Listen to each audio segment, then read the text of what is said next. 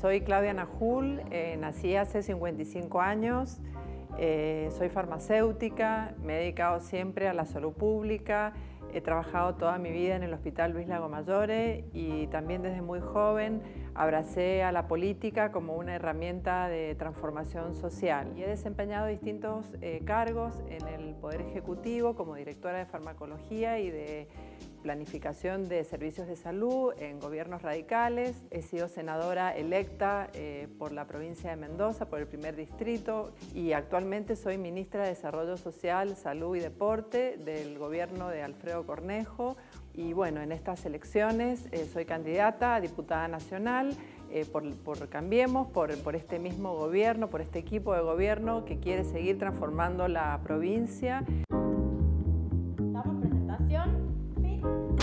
Mi nombre es Noelia Barbeito, tengo 35 años, nací en Guaymallén, pero me crié en Villa Hipódromo de Cruz. Soy profesora en Historia, estudié en Neuquén, me trasladé allí con mis padres porque eran trabajadores del petróleo, y así que todos nos fuimos a vivir allá.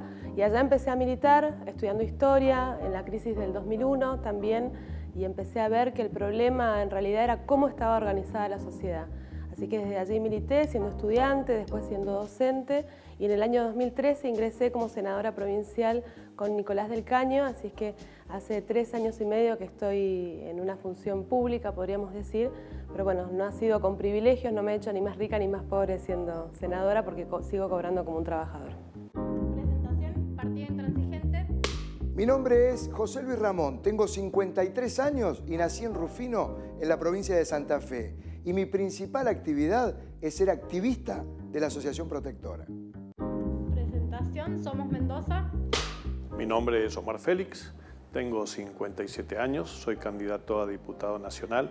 Nací en San Rafael, Mendoza, he sido concejal, 2 veces intendente en el departamento de San Rafael, diputado nacional, director de YPF y hoy, bueno, candidato a diputado nacional, como dije anteriormente. Soy productor agropecuario, ganadero y mi pasión es la actividad política.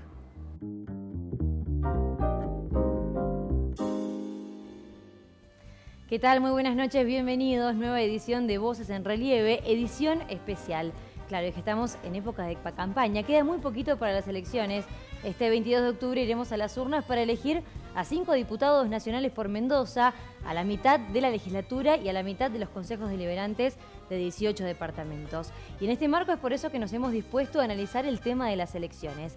Por un lado, como ya vieron, la presentación de cada uno de los candidatos, representantes de las fuerzas que van a estar en la contienda de ahora, de algunos días, y también lo que va a suceder en el ámbito local, en la legislatura y en cada uno de los municipios. Les contamos un poco acerca de la dinámica de este programa porque hemos desarrollado preguntas específicas, 6 temas que consideramos que son importantes para la sociedad mendocina y les dimos 1 minuto y medio a cada uno de los candidatos para ir respondiendo. A lo largo de esta edición les vamos a ir mostrando cada una de las respuestas, pero también analizando todo lo que atraviesa esta elección y lo importante que es para todos nosotros. Bueno, la primera pregunta que les hacíamos era ¿cuál va a ser el primer proyecto que van a desarrollar en la medida que lleguen a ser diputados nacionales? Y esto nos decía.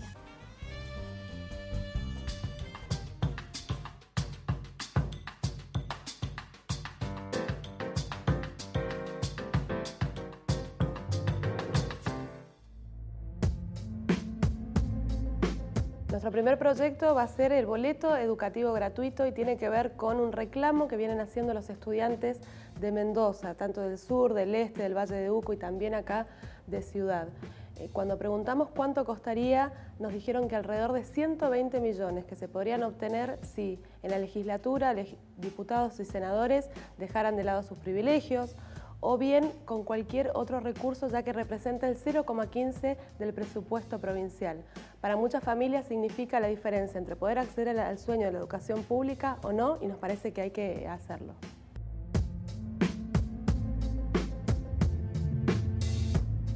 Los servicios públicos son un derecho humano.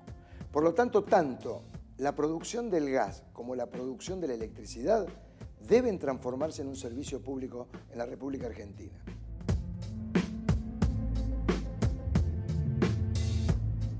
Bueno, si los mendocinos y mendocinas me eligen, La verdad que, como siempre me he dedicado a los temas sociales, uno de mis primeros proyectos va a ser justamente referido a la primera infancia. Un tema que me preocupa mucho en un país que recibimos con un 30% de pobres, de los cuales la mayoría son niños, poder llegar a igualar las condiciones independientemente de un niño que nazca en cualquier lugar del país, en alguna zona rural con las zonas metropolitanas, igualar en cuanto a alimentación, que no hayan problemas de desnutrición o malnutrición, en cuanto a estimulación, a detección temprana de cualquier enfermedad, para poder actuar a tiempo. Esos primeros días y años de vida que son tan esenciales para cualquier ser humano, debemos ser capaces de que en todo el país haya un programa que los asista, los atienda. Vuelvo a decir, esto es igualar desde la cuna, porque la escuela recién los recibe a los 3 o 4 años y puede ser promotora la escuela desde ahí si igualamos desde el nacimiento. Por eso mi proyecto va a ir enfocado justamente a garantizar todos los derechos en cuanto a alimentación, en cuanto a desarrollo, a esos primeros años, que son además esenciales en el desarrollo, en el crecimiento de cualquier ser humano.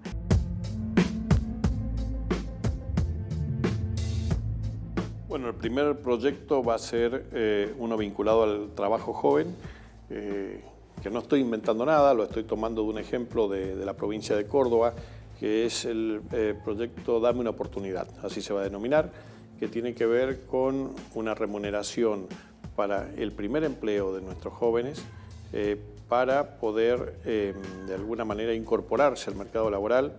Tenemos que pensar que prácticamente el 60% de los desocupados de Mendoza son jóvenes entre 18 y 29 años y deben tener esta oportunidad. La idea es que se remunere 5.000 pesos por 4 horas de trabajo, que se controle que las empresas no despidan a nadie, porque es trabajarlo con el sector privado, es por un año y bueno, una serie de condiciones donde el Estado retribuye por un año y la condición es que, bueno, que después la empresa pueda absorberlo a ese joven que ha capacitado durante un año mientras ha estado solventado por el Estado. Y a la vez el Estado también se hace cargo de la ART y después la empresa continúa el resto del tiempo con algún beneficio de tipo impositivo que le permita, digamos, que sea una ventaja también y fomentar de esta forma la incorporación de nuestros jóvenes al mercado laboral.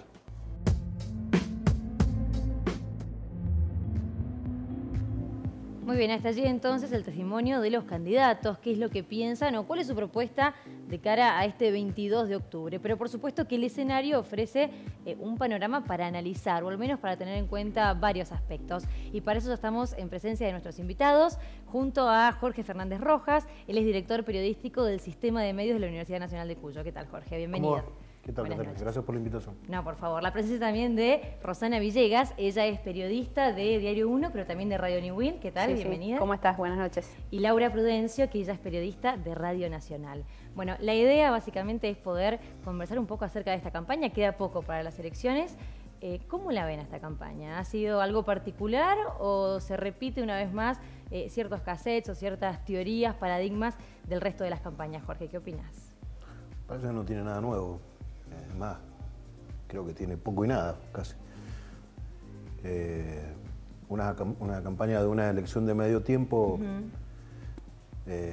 creo que lo que está bien planteado, digamos, acá, por lo menos en la introducción, de conocer un poco la iniciativa, la posible primera iniciativa que pueda presentar las cabezas de listas de diputados nacionales en el caso de Mendoza. Algo concreto, ¿no? Sí, digamos, y lo hemos escuchado en reiteradas ocasiones, digamos, hay una repetición del argumento, digamos, conociendo que una de las primeras preguntas que uno le hace al candidato es ¿cuál sería su primer proyecto? En eso también nos repetimos nosotros, la verdad. Claro.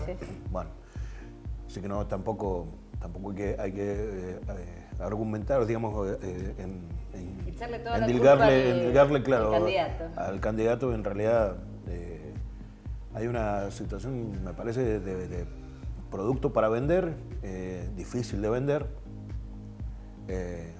y para colmo hay que pagar con los votos, parece, ¿no? Y bueno, entonces es complicado. Yo creo que la gente poco y nada le interesa lo que pueda decir el candidato, sino saber a quién representa. Bien, bien.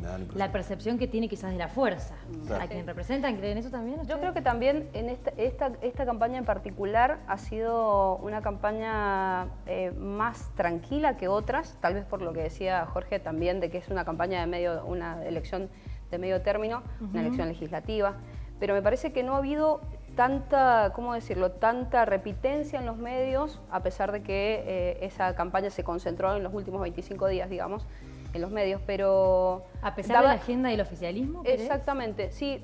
Fíjate que haciendo una encuesta en las elecciones anteriores, en las PASO, me encontraba con que mucha gente, por ejemplo, decía, yo voy a votar a Cristina, sin tener en cuenta que Cristina no era candidata de Mendoza. Me parece que eso es parte de que, digo, viene a demostrar que la campaña no fue tan intensa en la provincia, como para instalar a los propios candidatos. Y creo que en este último tramo sí, obviamente se ha vuelto más intensa, porque también desde el lado del oficialismo han salido a pedirle a los intendentes que se pongan la campaña en el hombro. Bien, bien. Me parece también que esto que no se han querido mostrar demasiado, que han tenido un libreto muy acotado, tiene que ver también con el caudal de votos que creen que pueden lograr en cuidar ese número que tuvieron en las PASO, y es ahora... Bueno, con algunos intereses puntuales, ¿no? Sobre todo del lado del oficialismo, en lograr alguno que otro voto más para lograr, tanto en la legislatura como en el Congreso, algún candidato que sume alguno de los bloques, pero en general me parece que tiene que ver también con cuidar ese caudal, no perder votos en todo caso, más que ganar nuevos votos. Bueno, quizás en ese caso en las dos fuerzas principales, pero tenemos por un lado el FIT y el Partido Intransigente, que a diferencia quizás, o discrepando de la teoría esta de que la campaña no fue tal, Ramón dando quizás el batacazo, ¿no? Da una sorpresa, un candidato que es un outsider, como se dice. También tiene eso, que no tiene nada que perder, entonces es quien más se muestra, quien más toma posición, quien más, quizás podemos decir, es el más histriónico en esta campaña, ¿no? Lo hemos visto en cada una de sus presentaciones. Que se anima por ahí con lo que tiene que ver con nuestra sociedad, que es bastante pacata, hasta tener una actitud actoral y caricaturesca, si se quiere, ¿no? Sí, pero también creo que también el hecho de que haya mucha gente que se pueda llegar a volcar a votar al Partido Intransigente que encabeza Ramón, tiene mucho que ver también con que es una fuerza nueva. Digo, es más o menos el fenómeno que se dio con el FIT allá por el 2013, cuando se empezó a conocer, lo que consiguieron en el 2015. Me parece que también juega a favor esto de que es un candidato nuevo, al que no hay que achacarle mucho porque no tuvo ningún cargo público antes. Entonces también es, bueno, renovar el aire. Me parece que es parte del fenómeno que se da, por lo menos en Mendoza. La verdad es que la discusión sí está en la tercera fuerza y en el quinto espacio que está en juego. Quinto diputado. Bien, y está disputado por el FIT y el Partido Intransigente, o protectora, digamos, para decirlo más gráficamente, porque en realidad, más allá de que digamos, la justicia electoral le ha prohibido usar el nombre de protectora a esta agrupación, el mismo Ramón ayer o en los últimos días ha dicho que en realidad es una nave. El Partido Intransigente, para poder presentarse, próximamente habrá, si todo le sale bien, digamos, o tiene alguna proyección, habrá otro partido que lo contenga, digamos, más representativo del mensaje. Y por el otro lado, por lo que yo he podido observar a lo largo del tiempo, y a Ramón no como candidato, sino como personaje, ya lo es un personaje en sí mismo, Ramón. Sí, claro. Lo hemos visto en sus campañas, claro, lo hemos visto en sus campañas contra los tarifazos. Sí. Y no eran candidatos en ese momento, y digamos, hacían ese tipo de intervenciones, digamos, para ocupar también lugares en las redes sociales, que me parece que esos canales hoy día están poco explotados, la verdad, están poco explotados. Y de todos modos, escuchándola a Roxana me recordaba, y está bueno que a lo mejor luego lo podamos poner en valor, que en realidad buena parte de esta campaña se agotó en las PASO. Sí, claro. O sea, hubo mucha energía, mucha carne puesta al asador en ese periodo. Y creo yo que inteligentemente, por decirlo así, para encontrar el resultado deseado, el gobernador se reservó para este último tiempo. Digamos, para el tiempo en que pudo hacer campaña y se personalizó prácticamente en él y enmudeció a su candidata. A su candidata, sí. Más allá de lo que pueda estar diciendo en estos últimos días. Pero me parece que ese bache que dejaron las PASO, digamos, después de ese remesón, digamos, y también está entendido, creo yo, creo mal entendido por el votante, digamos, qué significaban las PASO. Creo que se votó pensando a quién iban a votar y se pensó votando en la polarización, claro, y en la polarización nacional, más que en las candidaturas provinciales. Claro, sí, por ahí se pierde el eje, ¿no? De qué estamos votando realmente y consumimos medios masivos nacionales y se confunde, como decía vos recién, Rosana, ¿no? Esto de que voy a votar a Cristina, decía mucha gente. Claro. ¿Ustedes creen que el voto va a ser fiel de las primarias a las generales, más allá de que hay mucho voto huérfano, ¿no? ¿Los que votaron a los candidatos que pasaron van a seguir votándolos? Bueno, ahí hay que acordarse que hay un número de votantes que votaron a fuerzas que no van a estar y es quizás allí la carrera más importante por la búsqueda de nuevos votos, ¿no? Para las fuerzas que sí quedaron, las 4 que finalmente van a estar compitiendo. Así que me parece que, claro, que ese es el botín al que todos están apuntando, ¿no? Y creo yo que justamente las fuerzas que no están, que estuvieron o las agrupaciones que estuvieron en las primarias, no tenían tampoco una identificación política tan limitada, con lo cual pueden ir para cualquier lado, me parece, esos votos. Claro, salvo esta línea que era la de María José Gualdini, que sí es identificada con el justicialismo, que iba por afuera, pero que yo creo que la gente que lo votó a ella va a tener una tendencia de votar al justicialismo. Me parece que el resto de los votos huérfanos sí va a ser, como decía Laura, una carrera para ver quién los consigue. Y yo creo que la gran mayoría de los que se identificó con un partido mayoritario, digamos, de los que atravesaron las PASO, van a continuar votando así. No creo que va a haber ni mucho corte de boleta ni mucho cambio. Sí, con esa cantidad de voto huérfano, que tampoco es tanta, es lo que van a tratar de conquistar estas fuerzas que mantienen. Ese pedacito del padrón que no fue votado en las primeras, que se estima que puede llegar a ir. Incluso en el PJ, ¿crees que se va a dar ese paradigma? ¿De la fidelidad? Sí. Sí, yo creo que sí. Me parece que, bueno, obviamente el oficialismo está buscando estos 3 puntos, que es con los que aparentemente le quitan el sueño al gobernador y a todo el equipo. Pero me parece que las PASO, por lo menos en las experiencias que hemos tenido en Mendoza, han sido piso, han sido como la plataforma desde donde crecer. No han bajado, aquellos que han atravesado las PASO no han bajado demasiado en las generales. Me parece que eso es el escenario que creo que se va a dar ahora. Yo tengo una diferencia respecto a eso. Me da la impresión de que el peronismo va a perder votos. Y no porque lo diga yo, porque lo están diciendo ellos, básicamente. ¿Lo están diciendo quiénes los candidatos? Sí. Uno conversa, consulta, y en reserva lo aceptan, digamos, aceptan esta pérdida de votos. ¿Y a dónde se fugarían esos votos? Es complejo, creo yo, decirlo, pero me parece que las terceras opciones están al salto de ganar esa duda que tiene algún caudal de voto que recaudó sobre todo el kirchnerismo. Sí, yo coincido en eso, porque es lo que te dicen dentro del justicialismo, exactamente, el partido justicialista, hay todavía una gran grieta entre los kirchneristas y el resto del justicialismo, por lo menos aquí en la provincia de Mendoza, y eso se nota.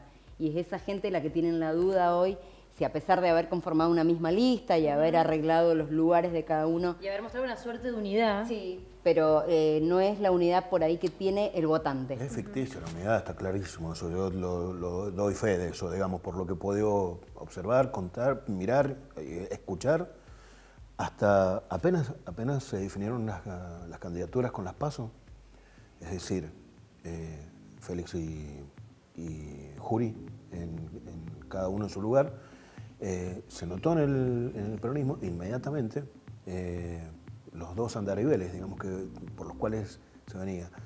Y el kirchnerismo, que hizo una muy buena campaña dentro de las PASO, muy buena, bien diseñada, bien enfocada. 200 personas militaron nada más esa campaña para el kirchnerismo.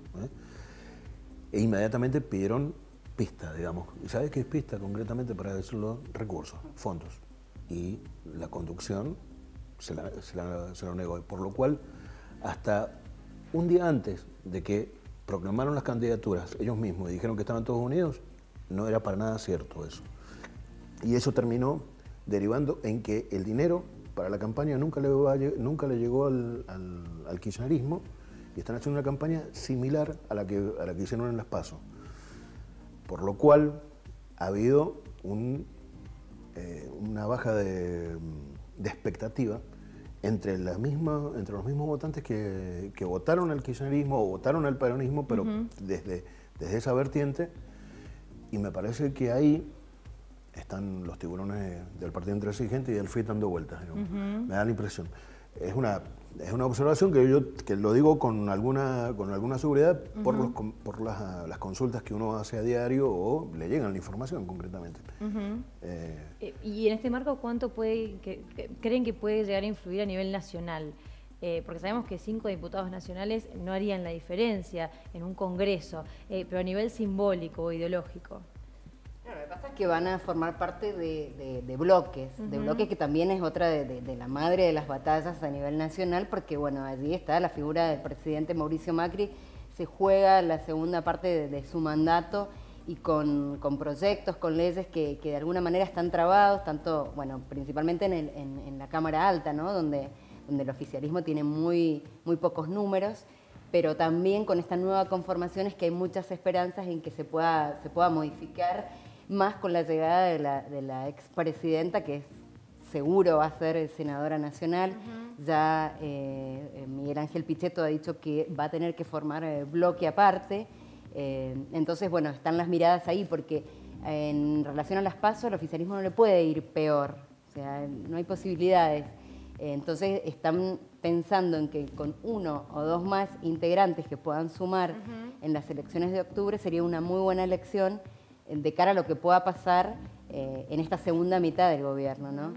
Y con una provincia que además es una de las favoritas de Mauricio Macri. Lo vimos con la presencia de él en el inicio de campaña de las primarias y de las generales. 7 visitas en lo que va de su presidencia. Claro, creo que es el récord en cuanto a visitas presidenciales que hemos tenido. Me parece que lo que dice también Laura es, obviamente en el Congreso se van a sumar a los bloques estos diputados que podamos elegir en las próximas elecciones, pero también la mirada está puesta acá en la provincia, digo, porque no es menor el hecho de que con esta elección se pueda modificar esa mayoría que tiene hoy el oficialismo, tanto en senadores como en diputados. Sí. Eso es un dato que creo que sí les preocupa, y me parece que ahí están apuntando todos los cañones, porque en definitiva, si te pones a ver también, en este poco tiempo, en este año y medio, un poco más, ha sido récord la cantidad de proyectos que el Ejecutivo ha mandado a la legislatura y se han convertido en ley. Se han convertido en ley porque justamente tiene mayoría en ambas cámaras. Si eso cambiara, tal vez la situación sería distinta para los próximos 2 años que quedan de gobierno. Quizás uno de los cuestionamientos de la oposición era eso, ¿no? Que Cornejo tenía una legislatura más o menos cómoda, y a lo mejor la intención de darle movida a los líderes para que también tengan el arrastre, uno se puede imaginar. Vamos a seguir hablando de esto del tema de la legislatura, que de hecho es lo que más nos toca de cerca, pero les preguntamos a los candidatos realmente qué es lo que ellos veían que estaba en juego en estas elecciones, lo que estuvimos hablando recién, y esto nos decía.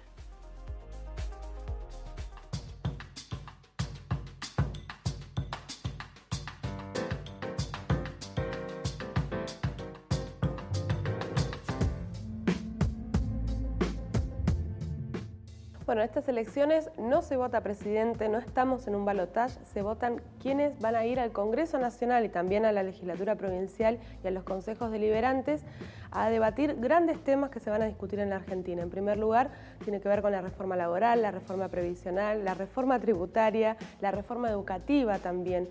Y por eso estamos pidiendo que nos acompañen aquellos que acuerdan con nuestras ideas y aquellos que no, pero que ven en nosotros una fuerza con coherencia, que siempre decimos la verdad, que siempre hemos dicho lo que se cobra dentro de la legislatura sin negarnos a denunciar los privilegios que allí pasan. Y bueno, y también aquellos que no se sienten representados por sus partidos tradicionales.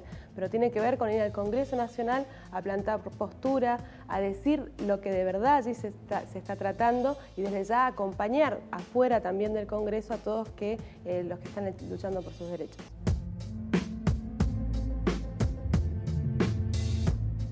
El Partido Intransigente es una nueva fuerza política y estoy hablando del Partido Intransigente de Mendoza, que ha venido a instalarse en la política de Mendoza como una nueva fuerza política. Por lo tanto, lo que nosotros jugamos y lo que esperamos es que todos los votos que obtengamos en el Partido Intransigente los sean genuinos y para planificar el futuro de la provincia de Mendoza.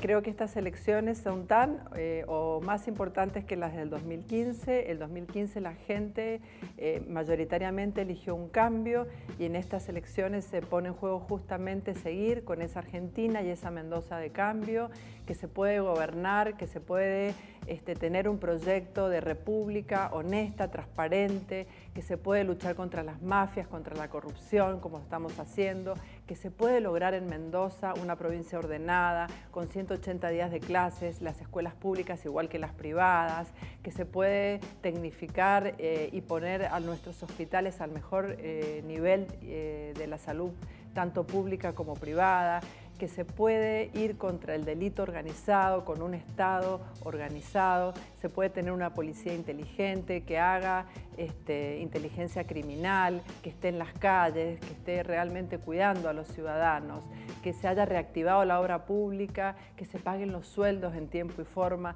Todo eso nos ponemos en juego en estas elecciones, por eso creo que así como pudimos sacarlos del poder hace 2 años a un gobierno populista, demagógico, que solamente generó pobres a través de tantos años, cuando la Argentina crecía a tasas chinas, con viento de cola, no sacó un solo pobre de las villas, es más, aumentó la pobreza.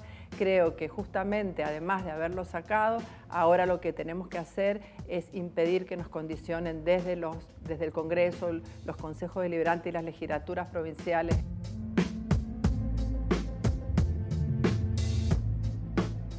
Para nosotros, para el justicialismo, para Somos Mendoza, fundamentalmente lo que se juega es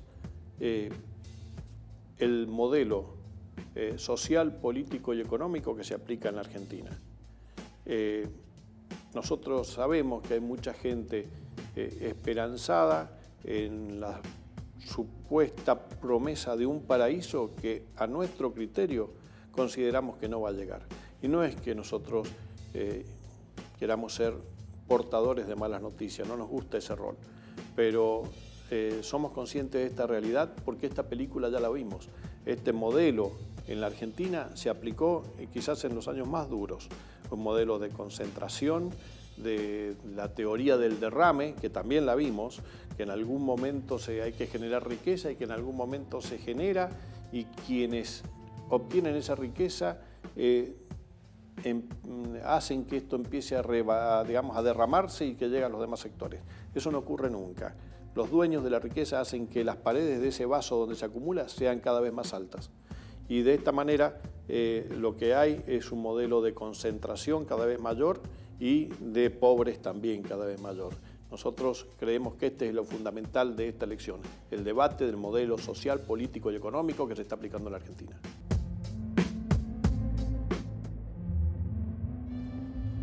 La percepción entonces de cada candidato sobre lo que está realmente en juego en estas elecciones. Momento de hacer una pequeña pausa, no se vayan que ya volvemos.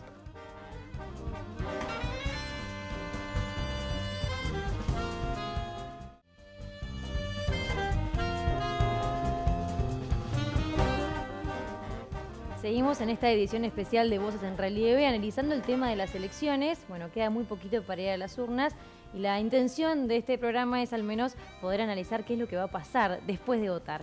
Recién hablábamos acerca de la legislatura, más allá de que se lleva todas las miradas, a lo mejor el Congreso o las cabezas de las listas, lo que más nos toca de cerca es el Senado y diputados. Vamos a mostrar a continuación unos dibujos para poder mostrar de manera gráfica cómo están conformadas cada una de las cámaras, la Cámara Alta y la Cámara Baja, y además cuánto está en juego, porque si recordamos, en el 2013 al oficialismo actual le fue muy bien, es decir, que ahora tiene mucho en juego, ¿no es así? Sí, claro, fue una elección histórica la que hizo el radicalismo en aquel momento, y eso hace que fuerce a tratar de que esta elección por lo menos se le parezca. Claro. Y además con lo que significó para el gobierno de Francisco Pérez en ese momento, ¿no? Claro. Que el radicalismo le fuera tan bien y que la oposición tuviera tanta fuerza en la legislatura. El último tramo de su gobierno. Que es, imagino, lo que no quiere que le pase ahora al actual gobernador. Así que, por supuesto que es muy importante lo que pueda suceder. Ya lo creo, más allá de lo que hablábamos antes, ¿no? De esto de aprobar proyectos que son importantes para el Ejecutivo. Y un gobernador que además está plebiscitando su gestión. Sin duda. Sí, lo está. Igual es la visión que tiene siempre el político, ¿no? Me parece. Sí, el funcionario que está a cargo. Exactamente. Hay que ver qué le pasa a la gente con eso, ¿no? ¿Cuál es la reacción que tiene en estas elecciones de medio término? ¿Qué le significan? Porque todo eso que está en juego, que es la mirada de quien está sobre todo en la función pública, no sé si es la mirada de la importancia que tiene para el ciudadano común. Muy pocos son los que se ponen a ver los números reales, ¿no? Y cómo va a funcionar la legislatura. ¿Crees que quizás es una percepción del político y el mendocino va a votar de acuerdo a lo que le parece o lo que vio en la campaña? Sí, si la conquistó o no lo conquistó alguno de los candidatos, si le parece viable o confiable. Creo que solamente coincido con Laura que solamente la estructura política, ¿no? O de funcionarios están muy pendientes de eso. Al ciudadano común mucho no conoce este tipo de funcionamiento de puertas adentro de la legislatura, y me parece que por eso también vota más con el convencimiento, con el hecho de que a alguien le parezca más confiable o no. Es cierto, porque a veces el periodismo se pone muy académico y empieza a analizar varios temas que al ciudadano común mucho no le importan. Y si hablamos de estadísticas o estudios de la universidad de tal lugar en Estados Unidos, se habla acerca incluso de la cara del candidato muchas veces, o de la intuición, o cómo se levantó el mendocino ese día. Hasta en eso uno se puede analizar. Sí, claro. De todos modos, nada de lo descripto me parece bien, digamos. La verdad que es mucho más preocupante de lo que uno supone. Creo que dos cosas conspiran contra el voto ciudadano. Uno, que no hay ciudadanía. Dos, que el sistema presidencialista está tan instaurado en este sistema, el sistema en sí mismo, o el presidencialismo como base de votación, que hace que el poder legislativo pierda por goleada en la consideración del votante. Por lo cual es el de los tres el más denostado de los poderes del Estado. Que responde al Ejecutivo, decís. Así que imagínate, que responde al votante. El votante, digo, que el votante y la consideración que tiene el votante respecto de un legislador. La valoración, dice Jorge, cuando conocemos esto de cuánto ganan los legisladores, lo que la la gente dice es que no van nunca a la legislatura y no hacen nada, no sé qué. Entonces, el peor concebido. Imagínate si les va a interesar votar a esos que no hacen nada, o que están becados, o que se ganan la plata gratis, digamos, nuestra plata. Es más o menos esa la instancia. Hay que decir también a favor del ciudadano que muchos hacen muchos legisladores, hacen mucha tarea para que el ciudadano piense así. Claro, por eso mismo. Como decía Catarina, también los medios, o sea, no saquemos el cuerpo de una... No, es que es un sistema... De un lugar que nosotros tenemos, que jugamos, y que a veces por comodidad, por falta de conocimiento, por falta de preparación de los periodistas, no le llegamos a contar a la gente de qué se trata lo que pasa y lo que hace el Poder Legislativo, la implicancia que tiene, la importancia que tiene en el día a día para cualquier ciudadano. No lo sabe la gente, y nosotros a veces que podríamos cumplir medianamente ese rol no lo hacemos, ¿no? Preferimos dedicarnos a cosas más de coyuntura o quizás que hacen que la gente mire más, escuche más, lea más, y no estos temas que por ahí resultan tediosos, porque nos pasa, y todos hemos estado en muchos medios. A veces los medios no tienen interés en tener un periodista especializado que vaya, en este caso a la legislatura provincial, y sepa qué se está tratando. Va un periodista a lo mejor que está cubriendo un corte de calle o una acequia tapada a cubrir y se queda con el título de la ley que se trata. Nos quedamos con el copete de la información y no profundizamos, y después, bueno, la ciudadanía tiene eso, ¿no? Y me quedo con esto del poder legislativo un poco vapuleado, cuestionado. La función que tienen de organismo de contralor, ¿creen que eso se cumple? Y que depende la situación, digo. Depende del partido político, y eso también habla de la mezquindad política, ¿no? Porque tienen que cumplir una función que a veces, de acuerdo al Ejecutivo, lo que manda en ese caso el gobernador, quien sea el gobernador, actúan. Sí, sin duda, y creo que también, y más allá de, primero, quién gobierne y cómo está compuesta la legislatura en este caso, pero también influye mucho el momento político. Digo, cuando una oposición sabe que entre comillas, conviene acordar determinado proyecto, porque bueno, eso también los para ante la sociedad como colaborativos, por ejemplo, en el tema de la seguridad, también saca provecho de eso. Me parece que también hay que analizarlo como teniendo en cuenta varios factores. Bien, bien. También hay que analizar el tema del territorio. Digo, los municipios se renuevan la mitad de los concejales.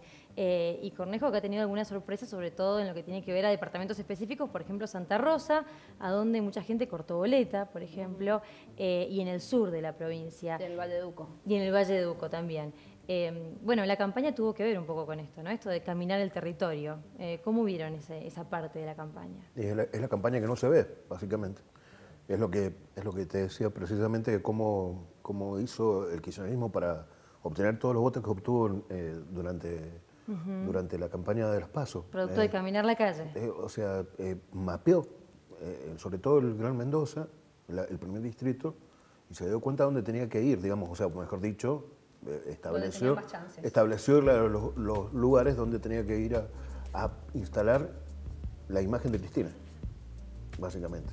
Por eso es que le costó tanto después a Jofré decir: yo soy el candidato de Cristina, en algún sentido después, pero volvió sobre sus pasos, digamos, mostrándose como un candidato fresco, digamos, que no tenía mucho que explicar porque no tiene historia política, digamos, tanta como para ser conocida y ser denostada, digamos, en ese sentido. De hecho, en las PASO él contaba como anécdota el momento de que pudo lograr la foto con Cristina, cómo empezó la gente a relacionarlo, porque hasta el momento, sin la foto de Cristina, fue una campaña, y a partir de esa foto cómo se modificó, ¿no? Un candidato, dentro de todo, muy desconocido en la provincia, digamos. Sí. Había sido concejal en San Carlos nada más, y obviamente en San Carlos se lo conocía, pero si te corrías un poco más no era conocido, ni siquiera en el Valle de Uco. Entonces me parece que el hecho, la jugada de la foto con Cristina era obviamente la gran apuesta. Una necesidad. La gran apuesta. Y eso me parece que, digamos, lo tomo como ejemplo, pero en realidad me parece que es la campaña de más proximidad que tiene y sobre todo los concejales, supongo que algo deben estar haciendo, pero acá, mirándolo en macro, digamos, y sobre todo en la estrategia del oficialismo, encabezado por el gobernador concretamente, es delegarle la última parte de la campaña, la carga de la campaña en los intendentes propios, y con el mensaje es esto o lo anterior. Bien. Y mirar también este mapa que vos decís de Mendoza, decir, bueno, ¿dónde somos fuertes? En el Gran Mendoza, claro. Tenemos los departamentos más numerosos, por tanto los que más inclinan el padrón electoral, y apostar a eso. Claro. Si vos mirás, en las PASO, donde perdió fue Valle de Uco y el sur, y la Valle, digo, donde más alejados están del microcentro de Gran Mendoza. Por eso estos 2 últimos días están fuertes jugando aquí también en el Gran Mendoza, ¿no? Es cierto. Con eso. Bueno, vamos a seguir escuchando a los candidatos, si les parece, con otros temas también interesantes, en esto que hablábamos de la dinámica del minuto y medio.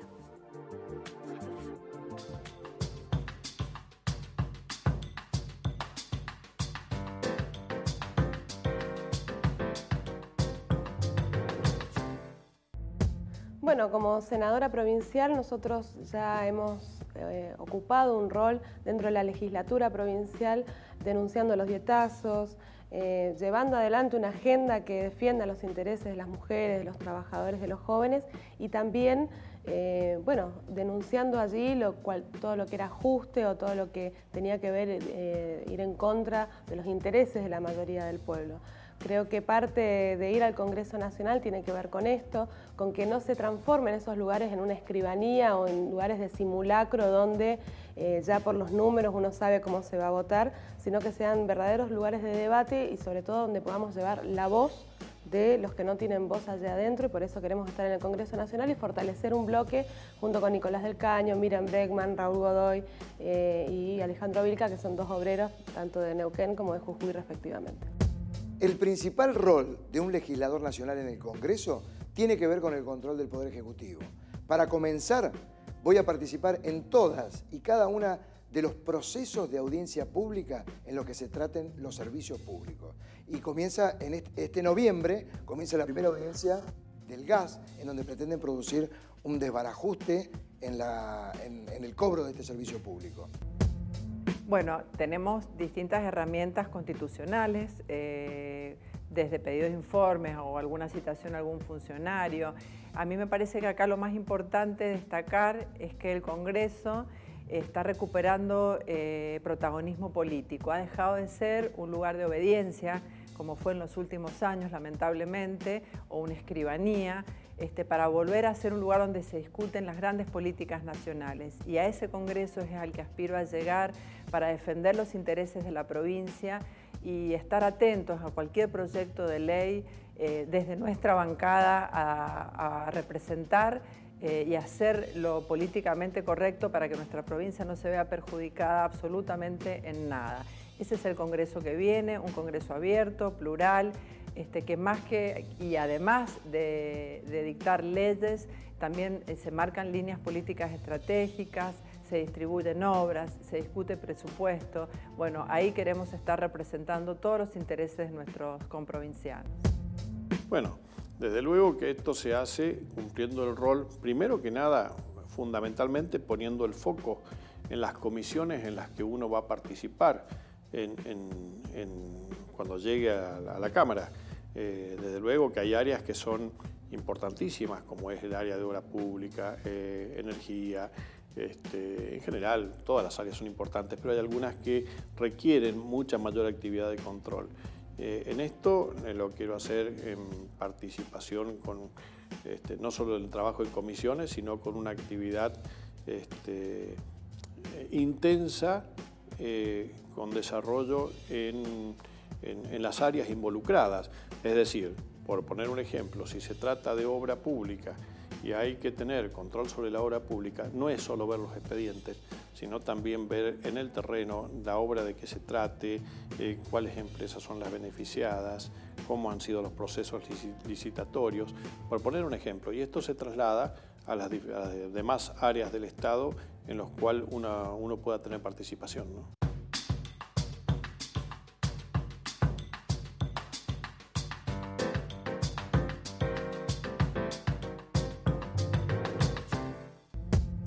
Bueno, nosotros siempre hemos dicho que la inseguridad viene desde arriba. No podría existir narcotráfico, desarmaderos de auto, trata, si no fuera por la connivencia con determinados sectores del Estado. Creemos que un paso muy importante sería crear una comisión investigadora independiente que se encargue de ver quiénes son los que tienen connivencia y complicidad con este gran delito e ir por ellos. Es uno de los puntos más importantes para nosotros. El principal problema que hay para luchar en los planes de seguridad que aseguren a los ciudadanos una vida tranquila tiene que ver con el narcotráfico. Y en la mayoría de los países en donde se logra que esta batalla contra el narcotráfico comience a tener un efecto en la ciudadanía es la creación de una agencia única a nivel nacional que tenga injerencia en toda la República Argentina. Voy a trabajar para que eso sea posible, porque creo que es la única manera de que se pueda luchar contra el narcotráfico. Bueno, sin duda el narcotráfico es uno de los grandes problemas que tiene nuestra República y ha habido un cambio fundamental en esto. Si en algo nos hemos dado cuenta en estos 20 meses que ha habido un cambio es justamente en la lucha contra el narcotráfico. Y un ejemplo de eso es la cantidad de droga incautada, de precursores que vemos a diario por los medios que se está realizando. Esto antes no se hacía. Vamos a apoyar al gobierno del presidente Macri en esta gran lucha contra las mafias, contra el narcotráfico. Vamos a apoyar el proyecto de radarización para que nuestras fronteras realmente estén controladas, algo que estaba totalmente abandonado. Y con respecto a seguridad específicamente, creo que debemos llevar el modelo que hemos implementado en la provincia de reformas de códigos procesales que tienen que ver con una seguridad mucho más ágil, más rápida, porque siempre decimos que una justicia lenta no es justicia y para ello pretendemos llevar ese modelo de Mendoza de cambios en los distintos códigos a la nación para poder lograr esa agilidad, esa oralidad, esa justicia mucho más rápida y eso está totalmente relacionado con la seguridad, ¿no? Bueno, insistir en algo que hemos propuesto ya hace mucho tiempo en la provincia de Mendoza, que fue proyecto de ley y es ley aprobado, y que el Ejecutivo no ha instrumentado.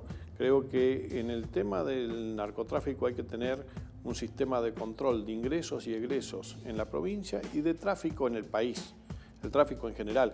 El mayor volumen de narcóticos no se mueve por vía aérea, se mueve en vía terrestre. Y uno puede transitar el país prácticamente con muy pocos controles. Cuando vamos en el caso de nuestra provincia en concreto, uno para ingresar lo paran y le miran si trae verduras, fruta, carne, pero es necesario pedir los documentos de las personas, tener un escáner, controlar que no hayan tráfico de armas y después con algún perro que uno pueda controlar que no hayan estupefacientes en los vehículos. Con este sistema se controla no solo el narcotráfico, sino también la trata de personas, el robo de vehículos y autopartes y desde luego el tráfico de armas también.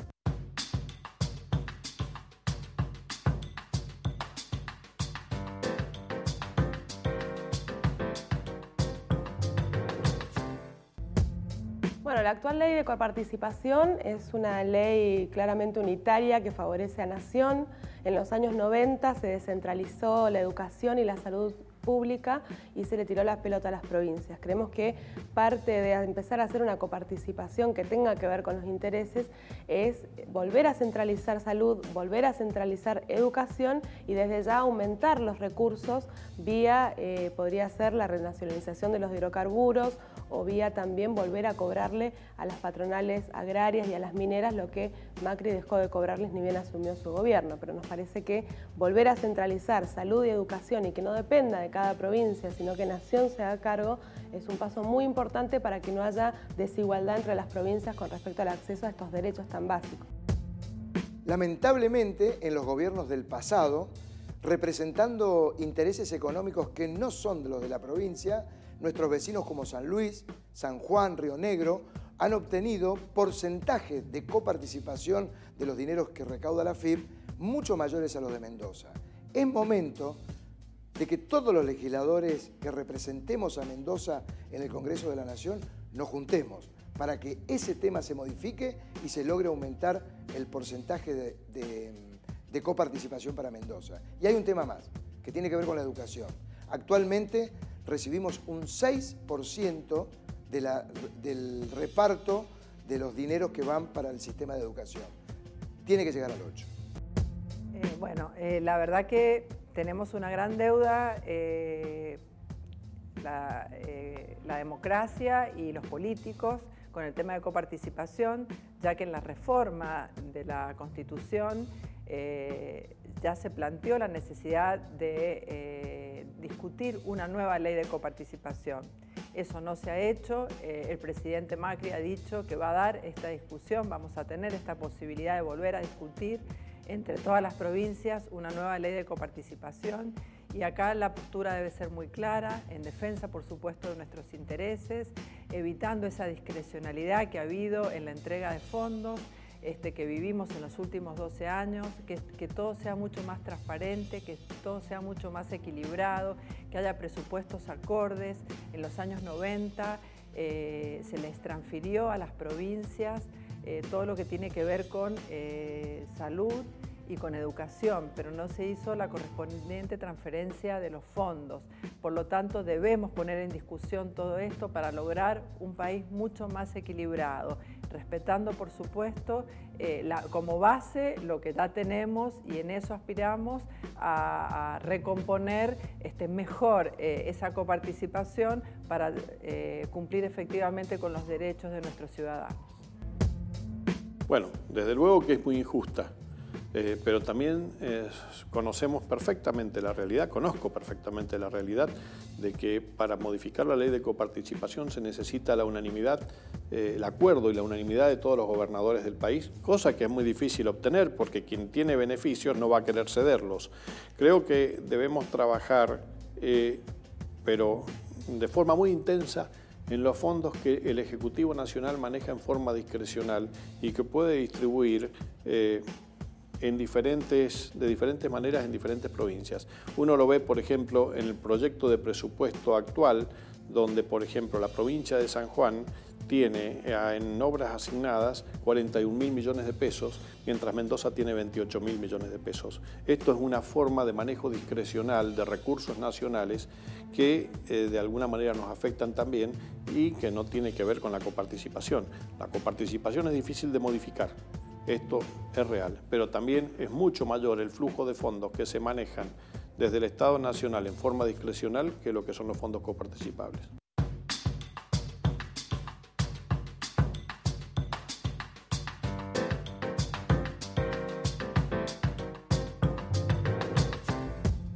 Creo que bueno, la corrupción es algo inherente a este sistema que todo lo mueble a partir del lucro y de la ganancia. Creo que un paso muy importante sería, por ejemplo, prohibir que pueda haber funcionarios o legisladores que estén de los dos lados del mostrador, digamos, como sucedió con el ministro de Energía, que estaba de un lado o del otro, o que realmente se investiguen a fondo todos los negociados que hubo, por ejemplo, con la patria contratista, que se llamó, tanto los que estuvieron con el gobierno anterior como con este. Y creo que un paso muy importante tiene que ver con la justicia, porque casualmente la justicia siempre aparece beneficiando al gobierno de turno y no investigando a fondo. Creo que tiene que haber elección popular de los jueces y juicios por jurado popular. Es lo que hemos propuesto, por ejemplo, para el caso de Debido ahora. Que se lo juzgue con un juzgado popular que creo que puede estar más cerca de una idea de justicia que actualmente.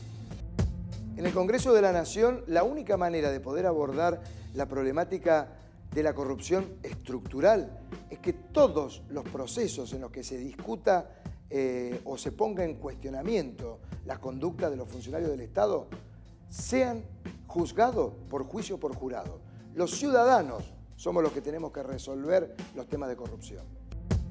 Bueno, acá un poco es como hablé con el tema de seguridad. La justicia no puede ser contracíclica con los temas de corrupción. No puede ser que estemos juzgando hechos de corrupción 15 o 20 años después. Tenemos todavía un expresidente como Menem que se puede seguir presentando en las listas, que ha sido condenado, pero como siguen los procesos eternos en la justicia que a veces parece que nunca se terminaran, la verdad que eso hace que la gente cada vez desconfíe más. Y en este sentido tenemos que modificar todos estos procesos para que sean ágiles y que los hechos de corrupción se juzguen mientras esté el funcionario ejerciendo el poder. Ese es el gran desafío que debemos lograr y para eso estoy dispuesta a dar también los debates y las modificaciones en los códigos para lograr esto, que se juzgue en el momento en que se produce y no con la lentitud y con los años que pasan, y la verdad que esto da una sensación de impunidad que pone y la verdad que de cierta manera predispone muy mal a la ciudadanía. Todos debemos ser iguales ante la ley y quienes más deben rendir cuentas son los que tienen a su cargo los dineros públicos. Por eso todas nuestras propuestas va a ser para modificar, para que vayan en sintonía los procedimientos mientras el funcionario está en ejercicio. Para la corrupción hay una sola cosa que es fundamental, es que funcione la justicia como tiene que funcionar. yo lo he dicho y lo he repetido, la acción más contundente, más efectiva, es cuando la justicia funciona sin estar politizada. La política es mala haciendo justicia, la justicia es mala haciendo política. Y lo que vemos en todo este tiempo es mucha acción política referida a hechos que supuestamente son hechos de corrupción. Lo necesario es que la justicia actúe como tiene que actuar, y quien tiene que pagar por un hecho de corrupción lo tiene que hacer, sea del color político que sea. Para esto es fundamental que no se politice la justicia, y la verdad es que se ve poca efectividad en el funcionamiento de la justicia, y sí se ve mucho accionar de la política invocando a la justicia y juzgando también o instalando unas situaciones de corrupción sin que después veamos actuar a la justicia en forma efectiva, y que realmente los argentinos podamos saber ante estos hechos si realmente estamos frente a hechos de corrupción o no. Necesitamos una justicia efectiva.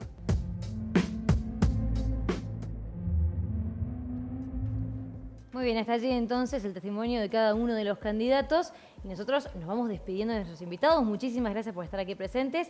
Antes de irnos les pedimos una pequeña reflexión. Queda 5 días para las elecciones, a la ciudadanía o a los políticos, bueno, lo que nos quieran decir. Laura. Bueno, simplemente pensar que es una elección de medio término, pero significa qué va a pasar con nosotros como ciudadanos, ¿no? Porque muchas de las leyes que se deciden y que se votan nos pueden modificar en el día a día, y si tenemos que recordar, por ejemplo, en los últimos años lo que significó con la ley de identidad de género, con la ley de comunicación audiovisual, bueno, un montón de leyes que de alguna manera han marcado un antes y un después, ¿no? Más de ir pensando en las leyes que tienen que ver con la coyuntura, pensar que también se vota leyes que nos van a cambiar de aquí al futuro, y decidir con conciencia. E ir a las urnas, además. Por supuesto, claro. Rosana. Yo creo que también coincido con Laura esto de poder repensar qué se va a votar, pero también pensar qué tipo de estilo de gobierno es lo que se quiere para lo que resta de estos 2 años, ¿no? Digo, esto sí es de alguna manera es un plebiscito. Aquellos que vayan a apoyar al gobierno votando sus legisladores, obviamente están dando un mensaje de lo que perciben, de lo que se está haciendo bien o mal. Si se vota eso o se vota lo contrario. Jorge. Me parece que hay que apuntar, digamos, sobre todo a las generaciones que se van sumando para ir a las urnas, o sea, los chicos, entre los 16 y los 18 años, aquellos que quieren ir a participar por primera vez de manera voluntaria, y los que tienen que hacerlo ya a partir de los 18 de manera obligatoria. A ellos les pido, por favor, o sea, y no soy candidato a nada, pero se los digo por una cuestión de formación de ciudadano, que a los 18 años votó en 1983 con el retorno de la democracia, que entiendan que hay que buscar la forma de que ese voto valga. Y la manera en que ese voto valga es tratando de informarse lo más que se pueda respecto de las propuestas que tienen los candidatos, no solamente los candidatos a diputados nacionales en este caso, sino también los candidatos a los legisladores de la provincia, y también incluso a los concejales. A ellos les pido concretamente, y quizás desde mi generación les pido disculpas por los candidatos que no se presentan a los debates cuando los chicos, como los chicos del CUC, los convocaron y le dieron la espalda. Ellos sabrán también. Bueno, gracias. Bueno, muchísimas gracias. Gracias a vos. Y les agradecemos a todos por estar aquí presentes. En 5 días vamos a las elecciones, vamos a las urnas, tenemos que hacer valer nuestro derecho ciudadano, y nosotros nos despedimos. Muchas gracias por acompañarnos y nos reencontramos en una próxima edición de Voces.